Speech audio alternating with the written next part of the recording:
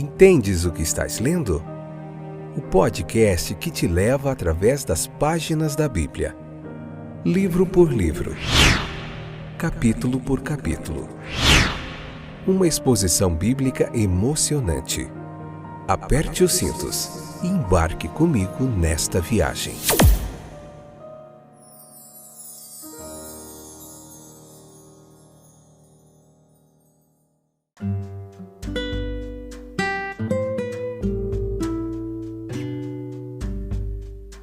Olá, estou de volta para mais um fantástico episódio do podcast Entendes o que estás lendo. Hoje, especificamente, paramos no capítulo 2 do livro de Romanos. Esse é o início de mais um capítulo, acho que vai até o episódio 4. Capítulo 2, parte 1. Vamos falar hoje bastante da bondade de Deus. Capítulo 2, parte 1, episódio número 944, 12ª temporada. Eu sou o Fábio, estamos aqui há mais de 5 anos comentando a Bíblia, capítulo por capítulo. Estamos no 12º livro da Bíblia Sagrada. Você encontra aí todos os outros episódios disponíveis para você ao custo zero. Não acreditamos que se deva cobrar pela palavra de Deus, pelo aquilo que temos adquirido de conhecimento há mais de 30 anos, e o Senhor nos dá esse privilégio de poder compartilhar com você de forma gratuita através desse podcast. Um projeto que acreditamos que nasceu no coração de Deus, tem alcançado 96 países, nós temos muitos ouvintes aí diariamente, que Deus abençoe. No Japão tem crescido muito nesse mês, que Deus abençoe vocês que estão aí nos ouvindo direto do Japão, nos Estados Unidos, na cidade de Ashburn, aí na Grande Virgínia, bastante gente ouvindo o podcast. Que Deus abençoe, que essa palavra te edifique, te transforme, porque acreditamos que ela é poderosa para isso. Leia o capítulo 2, vem para cá depois, compartilha se você está gostando, curta, para que mais pessoas sejam alcançadas por esse trabalho. Tá bom? Sempre alternamos um livro do Novo Testamento e um livro do Antigo. Nós terminamos há poucas semanas atrás o livro de Josué. Tá muito legal. 24 capítulos do livro de Josué. Olha que ensinos transformadores nós vimos ali. Você pode ouvir, tá lá, disponível para você. Há um toque aí no seu celular, na Amazon Music, na Apple Podcasts, no iVoox, Spotify, YouTube Studio, tá tudo aí para você ouvir e ser abençoado. A bondade de Deus, Romanos capítulo 2, versículo 1 ao 4. O grande objetivo de Paulo, nesses capítulos iniciais de Romanos, é mostrar a necessidade que o mundo tem de um Salvador. No primeiro capítulo, ele demonstra a indesculpabilidade, nós vimos isso bastante nos episódios do capítulo anterior, especificamente no 5º episódio. A indesculpabilidade dos gentios e sua condição decaída e perdida. Mas ele se lembra de que está escrevendo para judeus e judeus cristãos em Roma também, bem como para os gentios. Ele pode imaginar alguns de seus leitores judeus pensando, sim, de fato, esses gentios, esses pagãos, certamente não têm desculpa. Mas Paulo, ele não permite que eles alimentem esse espírito complacente de justiça própria por muito tempo. Ele busca trazer a verdade à tona para si mesmos. Portanto, tu também, judeu, és indesculpável, homem. Quem quer que sejas, que julgas, porque ao condenares o outro, julgas a ti mesmo, pois tu que julgas, fazes as mesmas coisas, verso 1 do capítulo 2, como se dissesse, é bem verdade que os gentios são indesculpáveis, vocês também são. É bem verdade que eles não viveram de acordo com a luz que receberam, mas vocês viveram de acordo com a luz que receberam. Não deixaram de cumprir a lei de Moisés tanto quanto eles deixaram de cumprir a lei da natureza? Assim, a palavra divina sempre busca nos levar à introspecção. Assim, ela nos apresenta suas perguntas incisivas e impõe seus testes rigorosos. O gentio é culpado, o judeu também é. O judeu precisa de arrependimento, tanto quanto o gentio. É isso, como vimos acima, que faz do Evangelho uma mensagem para todos. Ele chega à nossa humanidade decaída em todos os lugares e com sua mensagem da bondade e misericórdia de Deus, busca nos conduzir dos caminhos do pecado e da morte para o caminho que leva à vida eterna. Por isso, Paulo enfatiza aqui a bondade de Deus e como ela se manifesta. A bondade de Deus não é uma ideia nova, ela é tão antiga quanto o arco-íris, tão antiga quanto as estações do ano, tão antiga quanto a luz do sol. Tão forte e profunda é a convicção do coração humano sobre a bondade do Ser Supremo, que quando nossos ancestrais anglo-saxões, eles formulavam palavras para expressar as suas ideias, a palavra que escolheram para descrever o Todo-Poderoso foi justamente esta: Deus, o bom, o benfeitor. E assim mesmo, naquelas épocas remotas, ele era considerado a personificação da bondade. Consideremos como a bondade de Deus se manifesta para nós. Pensemos nas bênçãos temporais que ele nos concede. Pensemos em sua bondade para com nossas almas. Ele não nos deixou aqui na terra vagando pelos lugares escuros do pecado, da tristeza, da incerteza, do desespero.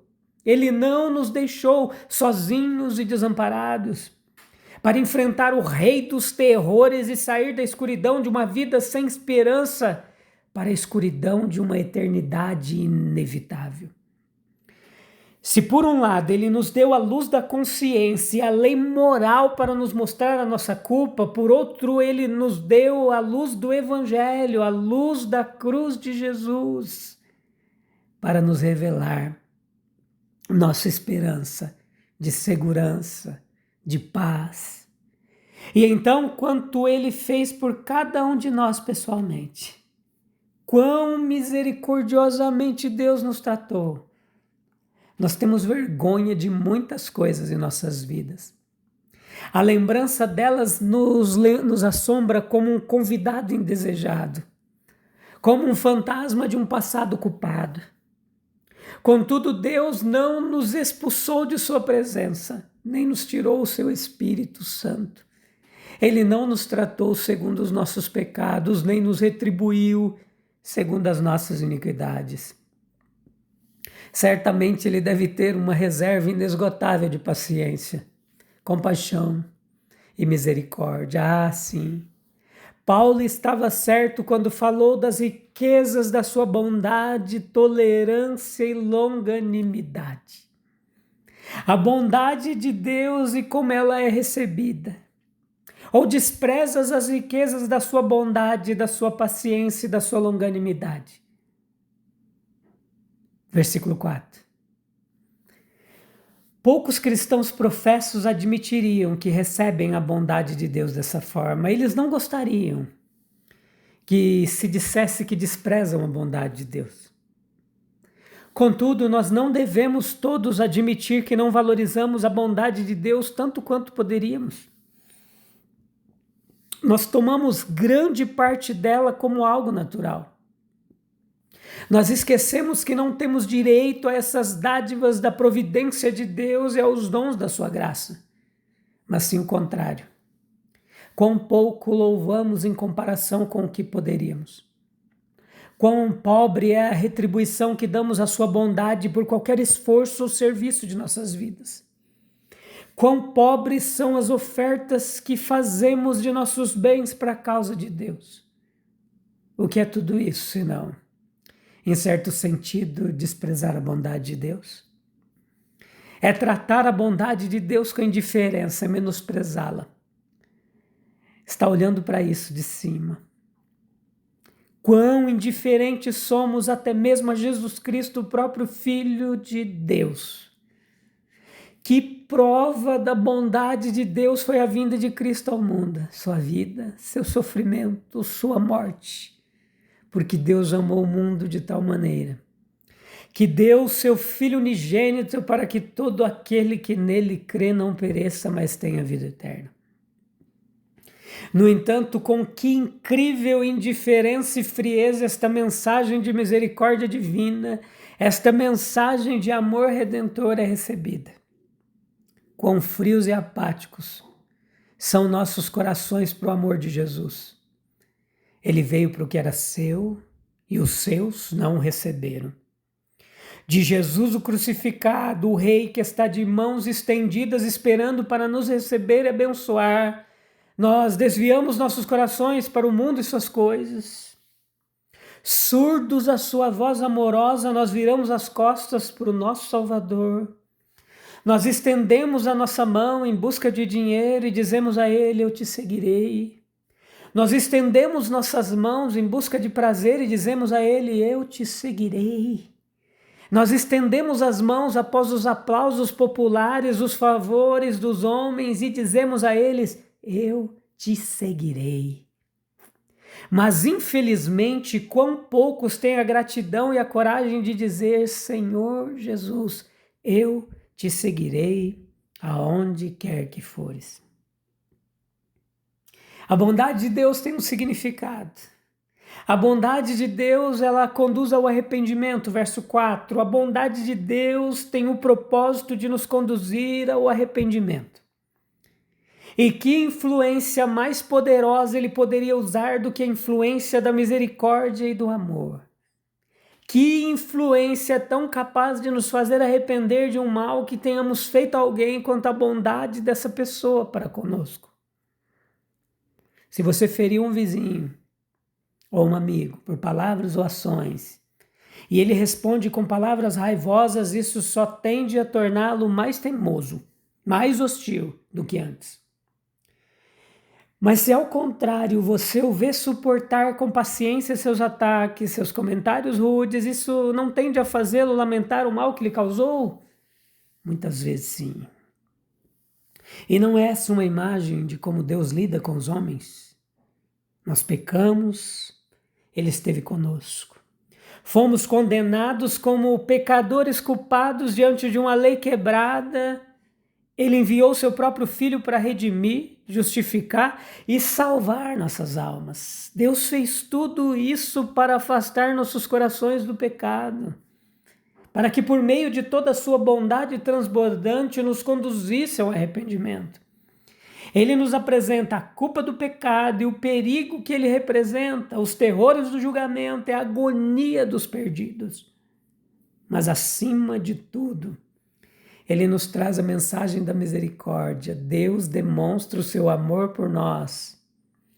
Cristo morreu em nosso favor quando ainda éramos pecadores. E é esta a história da misericórdia de um Pai Celestial.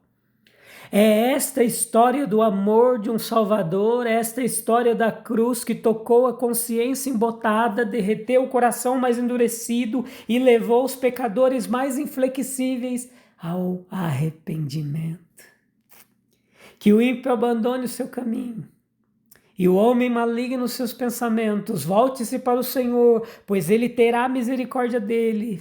Volte-se para o nosso Deus, pois Ele perdoará abundantemente, sem desculpas. Até então, Paulo havia levado consigo seus leitores judeus, pois os judeus se alegravam em condenar os gentios. Do alto tribunal de sua lei, eles julgavam as más ações dos outros. E no exercício desse espírito censor de julgamento, talvez se apegassem à ideia, Romanos 1:20, de que os gentios não tinham desculpa por causa de seu possível conhecimento de Deus. Mas quão rapidamente a lógica implacável do apóstolo volta essa verdade contra eles mesmos, sem desculpa. Porque poderiam ter conhecido a vontade de Deus. Portanto, tu não tens desculpa, homem que julgas. pois o próprio ato de julgar implicava um conhecimento do erro, e por esse conhecimento eles se condenavam. Nós temos aqui a falsa esperança do judeu e o justo julgamento de Deus. Essa falsa esperança do judeu, pois o judeu era extremamente privilegiado e Deus lhe havia demonstrado maravilhosa misericórdia. E com base em um desses motivos, ou em ambos, ele buscava isenção do julgamento e da ira. A principal esperança do judeu estava fundamentada na eleição pela graça. Ele fora chamado dentre as nações para servir a um propósito especial de Deus e ingenuamente acreditava ser chamado à segurança, à felicidade. Ele foi escolhido para o serviço, mas ele acreditava ser escolhido para a salvação inevitável. Ele considerava-se totalmente imune ao julgamento de Deus, orgulhosamente julgava-se isento por seu próprio nascimento, até mesmo de uma investigação sobre seu caráter. Deus havia demonstrado sua ira contra a injustiça, mas também lhe mostrara misericórdia. E por que não se entregar à misericórdia? A antiga apologia de Deus ao coração humano: Deus é bom, Ele perdoará. Mas Deus também é um justo juiz. Seja Deus verdadeiro e todo homem mentiroso. Nem o orgulho de nascimento, nem a abundância do amor de Deus serão segurança contra o justo juízo. Pois o julgamento de Deus é verdadeiro, versículo 2. Ele procede segundo os princípios eternos da justiça. Portanto, uma isenção com base em privilégio, respeito por pessoas é impossível, pois o Deus justo prova os corações, Salmos 7, 9. Ao chegarmos ao fim desta reflexão em Romanos 2, nós percebemos que Paulo derruba toda a falsa segurança humana e nos conduz à verdade de que ninguém pode se justificar diante de Deus por méritos próprios. Pois a bondade divina, ela não é licença para permanecermos no pecado, mas um chamado amoroso ao arrependimento. O mesmo Deus que julga com justiça é o Deus que estende misericórdia por meio de Cristo Jesus. E nos próximos episódios do capítulo 2, nós continuaremos vendo como Paulo confronta a religiosidade vazia e revela a necessidade de uma transformação verdadeira do coração. Continue conosco no podcast Entendes o que estás lendo, para seguirmos juntos nessa jornada pelas profundezas da carta aos Romanos. Será que nós também temos confundido a paciência de Deus com a aprovação para continuarmos iguais? Nós estamos apenas conhecendo sobre Deus ou realmente permitindo que sua bondade transforme nosso coração? Precisa aplicar conhecimento, só assim haverá transformação. Vamos orar? Você tem um local aí, calmo e tranquilo, para a gente encerrar esse episódio falando com Deus? Que privilégio poder se dirigir ao Senhor de toda glória. Aleluia. Senhor Deus, nós te agradecemos pelas riquezas da tua bondade, paciência e misericórdia. Mesmo quando falhamos, o Senhor continua nos chamando ao arrependimento por meio do teu amor. Perdoa-nos pelas vezes em que fomos indiferentes à tua graça e endurecemos o coração diante da tua voz. Que a cruz de Cristo nos constranja, transforme nossa vida e nos conduza a uma fé sincera e obediente. Dá-nos um coração humilde, sensível ao teu Espírito, apaixonado pela tua presença. Em nome de Jesus. Amém, amém e amém.